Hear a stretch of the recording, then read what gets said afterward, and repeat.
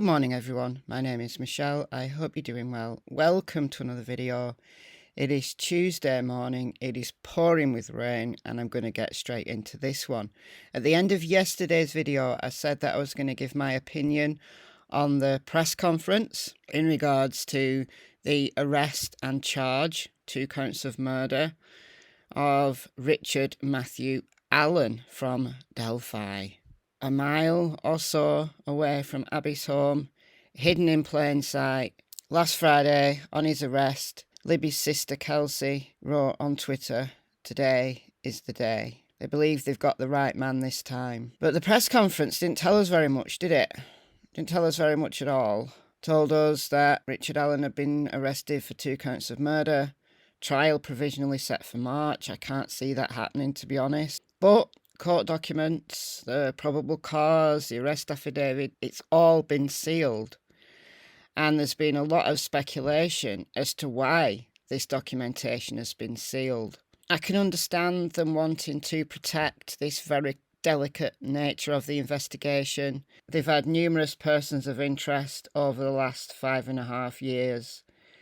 Ron Logan, Kegan Kline, James Chadwell, Thomas Bruce, Charles Eldridge, John Miller, Daniel Nations, all of these people, some of them RSOs, have been connected in some way with the Delphi murders. It was back in May, though, that the Murder Sheet podcast released the warrant of Ron Logan, who was an elderly man in his 70s. Very early on in the case, he was questioned, his property searched, but on release of this document, we learned a few details about the murders of Abby and Libby that had never been released before. I can understand why they're keeping this investigation of Richard Allen very, very close to their vest. I mean, he came right out of left field. No one had heard of him. No one. They'd kept everything so tight. He'd been taken into custody on Wednesday and then finally arrested on Friday. There'd been search of his property that some neighbours talked about online. Some things were taken from the property, something that looked like clothing, a shoebox, various items. But we've got no idea about the context of any of that. What were they looking for? And why Richard Allen? Why now? Now, it's interesting that back in February, the police claimed that they knew who the murderer was, but they did not have enough evidence to arrest him. So what changed? And because we have no details, they've given us nothing, the speculation and theories are going to run wild. And yeah, I'm going to speculate. I'm going to just talk through some thoughts in this video. Now, we know from the warrant of Ron Logan that there was a large amount of blood lost by the victims at the crime scene. And because of the nature of the victim's wounds, now we don't know what that nature was, but a lot of blood loss would be a lot of blood spatter. The warrant said that it's nearly certain that the perpetrator of the crime would have gotten blood on his person, on his clothing. It's also known that the bodies appeared to have been staged. Now, again, the details we don't know. And it was speculated in this warrant that it was to pose the girls, to take photographs of them. So there's somewhat of a sexual motive there. But there's no information as to whether the girls had been essayed or whether DNA had been found. There's nothing in this warrant that says DNA was found from the perpetrator. It was said that some fibres were found. Some unidentified fibres were found. So would that have been from the perpetrator's clothing? Would it have been from an animal, a dog, a cat owned by the perpetrator? Which was interesting. The speculations being that they were in Richard Allen's home digging up a dead animal, like a dead pet, possible. Some items have been removed, like taking souvenirs is very common. Whether those pictures were used by other people, whether Richard Allen, or the killer, the person who took those photographs, staged the scene, sold them, part of a P-ring. We don't know, but nothing came of that. I've never put Ron Logan there. You know, although he's got some violence in his past and he lied about his whereabouts, or he asked someone to lie on his behalf. I've never seen Ron Logan as the killer. But the warrant that we do have has given some details about the crime that we can use, I think. We can use in the discussion of what they've actually got on Richard Allen. Because if it's true that the police knew in February who'd killed the girls, then what was the evidence? What was that final piece of evidence that they needed to make an arrest? And I've speculated, a lot of people have speculated, whether there's been a connection between Richard Allen and Kegan Kline, whether they were working together, or whether somehow Richard Allen had access to the Dropbox and the Anthony Shots profile.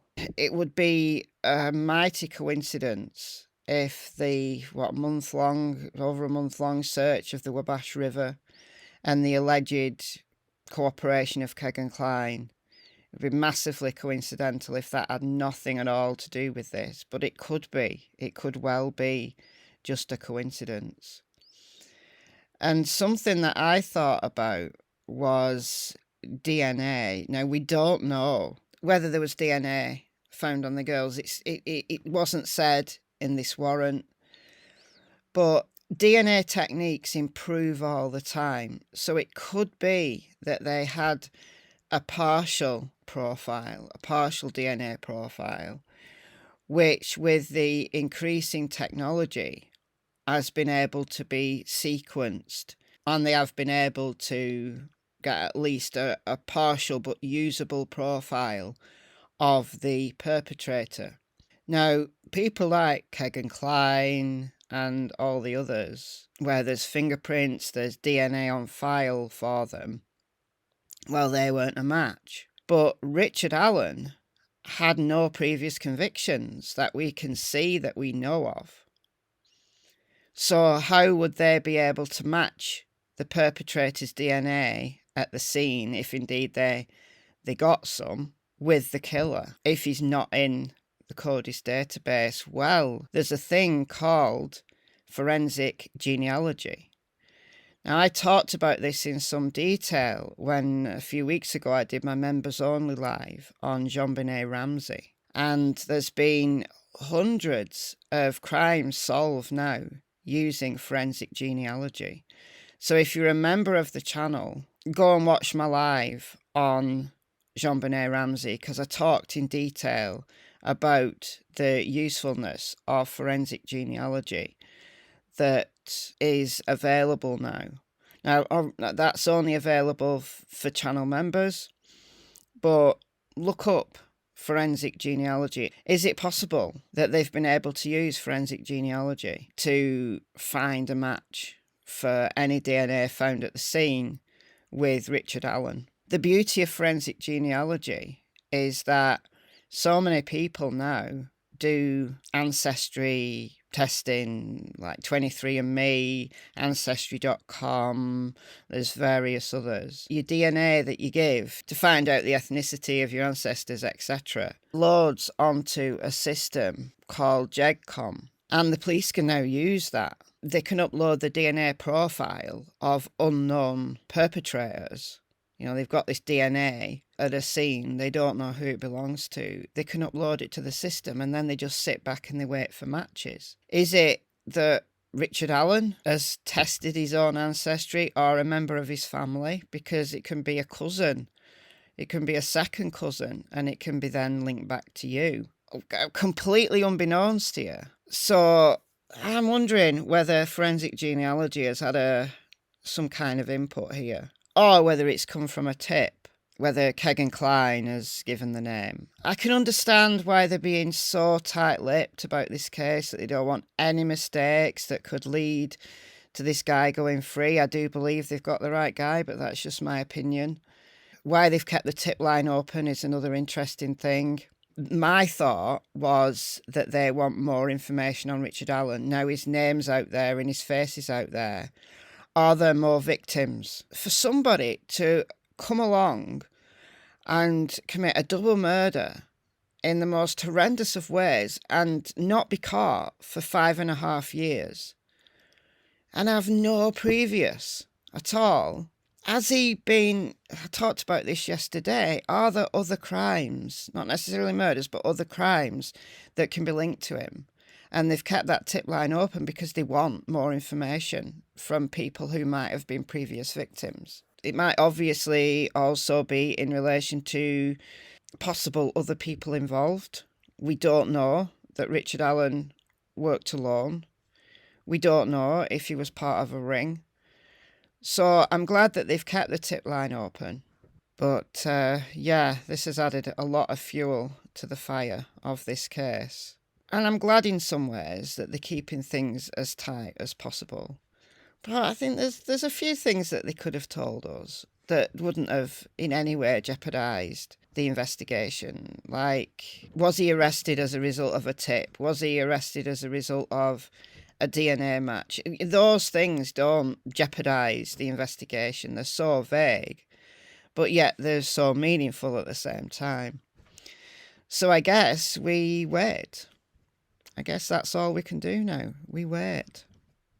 So I'm glad this warrant came out for Logan because it just gives us a little bit of information about the girls' murders and extrapolating that out to what Richard Allen might have done. Anyway, yeah, let me know what you think about this in the comments below. Do you think law enforcement are right in keeping this very, very tight, given the high profile nature of the case? Do you think they could have told us a little bit more?